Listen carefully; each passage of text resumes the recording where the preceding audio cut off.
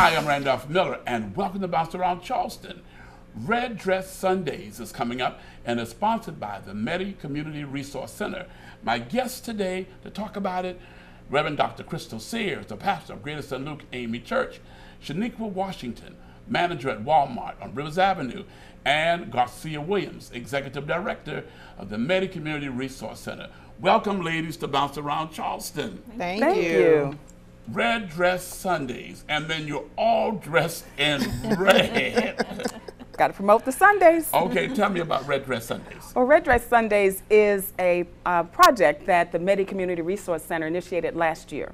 It originated in 2005 in multiple states in the Mid-Atlantic area, and we thought it'd be a great opportunity to bring it to Charleston. So last year was our first effort, and it was very successful, and we decided that it was going to be an annual event. So we're glad to be here today to share with you, along with my honorary co-chairs for this event, these two amazing women.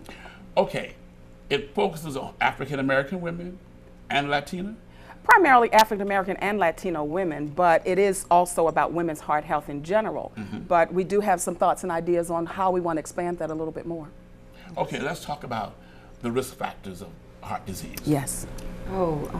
There is high blood pressure, high cholesterol levels, diabetes, obesity, simply not being active enough, not having any physical activities, as well as any family history of early heart disease.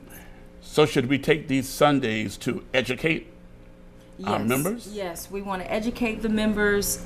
We see a lot of times people that need help after something has happened, but how can we help people before it happens? How can we prevent it? And so that's what the Medi Community Resource Center is trying to do together with churches in the local area. Okay, so what can churches do to help you? Well, one of the things we want to do is to get every church involved.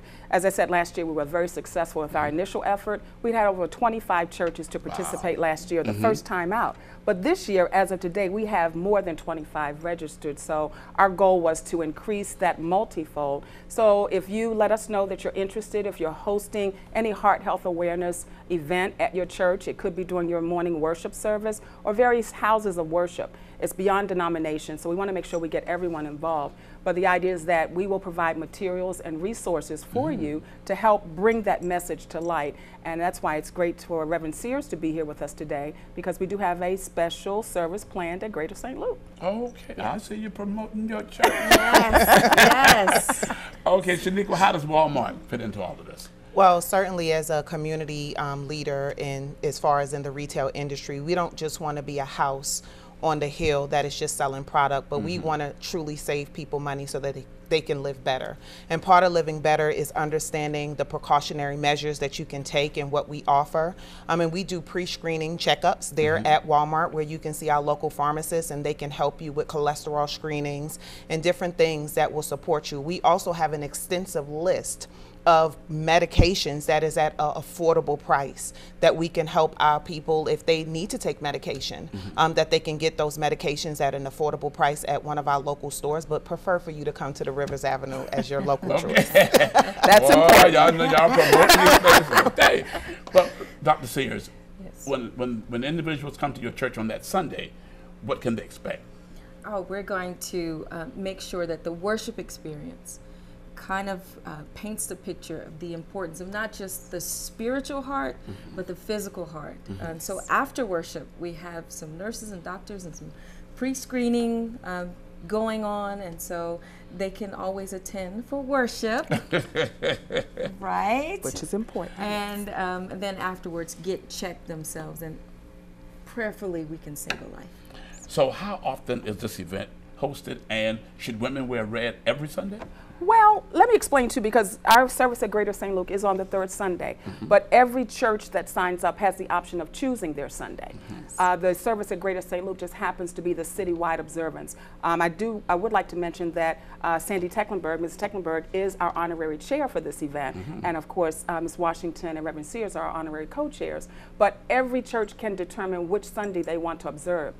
February is a short month, but we have 5 Sundays during the month, so the idea is that we can participate participate. And we've had services that were held the first Sunday, and we have many that are multiple throughout the time. So wearing red is a focus on heart health. The message that the pastors decide to deliver will be focused on that. If not, they have a segment of the service that will be dedicated to that. So it is annual. This is our month where we launched this, but if you remember last year, we had a culminating event where we celebrated everyone. And we decided that rather than end it in February, that we're going to continue a series of events throughout the year that will focus not only on women's heart health, but overall health in general. And that's why it's important to have the support of these two fantastic young ladies to bring that to bear. I was just about to ask you, what other events will you all be hosting? Well, some of the things that we have on our calendar, I know Reverend Sears and I just spoke briefly about her plans for the month of March, and I'll let her share just briefly what those thoughts might be related to Greater St. Luke. So we're going to use the momentum and put together a 6-week program for Lent season. And there'll be, certain days. It might be a meatless Monday. Ooh. And just getting fitness and connecting. Sometimes when we get a buddy and we connect, it helps us. And I'm grateful that at Greater St. Luke, the Women's Missionary Society helps in that aid of doing health, and so we're blessed. So we're going to keep going through March and a little through April for the Lent season.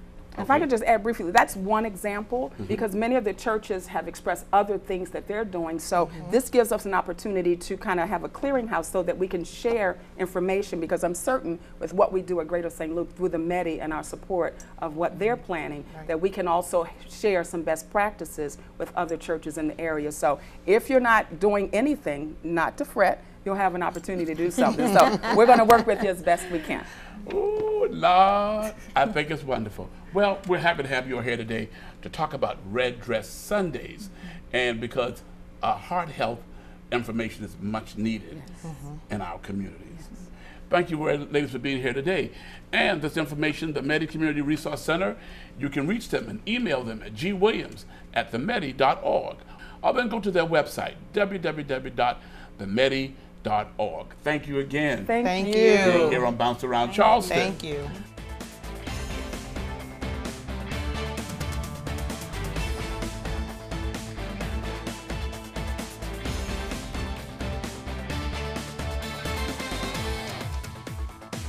Coming up next is the 21st Annual Charleston Black Expo Empowerment Summit weekend.